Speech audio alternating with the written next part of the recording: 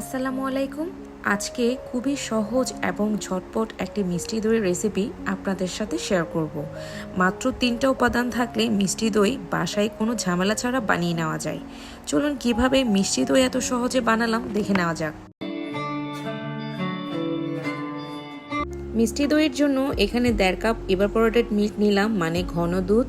তারপর 1/2 কাপের মতো চিনি নিলাম আর 6 টেবিল চামচ নিয়ে নিলাম টক দই।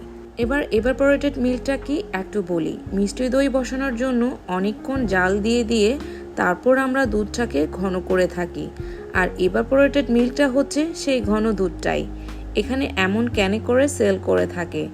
আমাদের এখানে ইভাপোরেটেড মিল্কটা পাওয়া যায়, আর মিষ্টি দই তৈরি করার জন্য ইভাপোরেটেড মিল্কটা বেশ কাজের। এক ঝটকায় অনেকটা সময় বেঁচে যায়।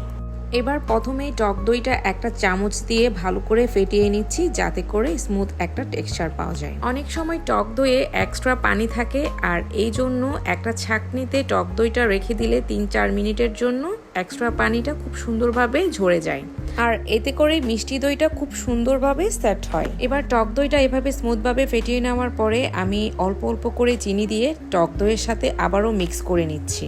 অনেকেই মিষ্টি দইয়ে লালচে ভাব আনার জন্য চিনিটা ক্যারামেল করে এতে ইউজ করে থাকেন। যাই হোক, যতটুকু মিষ্টি পছন্দ করেন চিনিটা সে অনুযায়ী বাড়িয়ে কমিয়েও কিন্তু দিতে পারেন। হাতের কাছে যদি ইভাপোরেটেড মিল্কটা না থাকে, সেক্ষেত্রে 1.5 লিটার দুধ কিংবা 6 কাপের মতো দুধ সময় ধরে জাল দিয়ে ঘন করে 1.5 কাপ করে নিলেই হবে।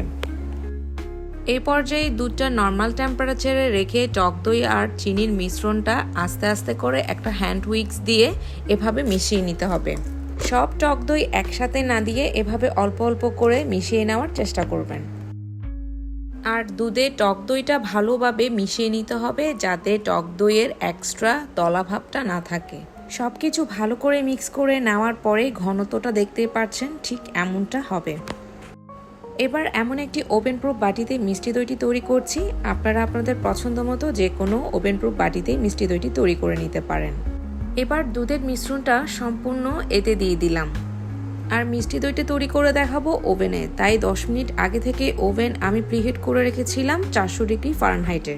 দইয়ের বাটিটা মাঝখানে রেখে ট্রের চারপাশে সামান্য পানি দিয়ে এবং দইয়ের উপর ফয়েল পেপার দিয়ে এটাকে ওভেনে প্রায় 15 থেকে 20 মিনিটের মতো রেখে দিব। 15 থেকে 20 মিনিট পর ওভেনটা বন্ধ করে দিতে হবে। দেন আরও 5 থেকে 6 ঘন্টা মিষ্টি দইটা ভালো মতো সেট হওয়ার জন্য ওই ওভেনের ভিতরেই গরম অবস্থায় রেখে দিতে হবে, কোনো রকম নড়াচড়া ছাড়া। পরে নর্মাল ফ্রিজে 2 থেকে 3 ঘন্টা রেখে দেওয়ার পরেই ঠান্ডা ঠান্ডা পরিবেশন করলাম এই মিষ্টি দই।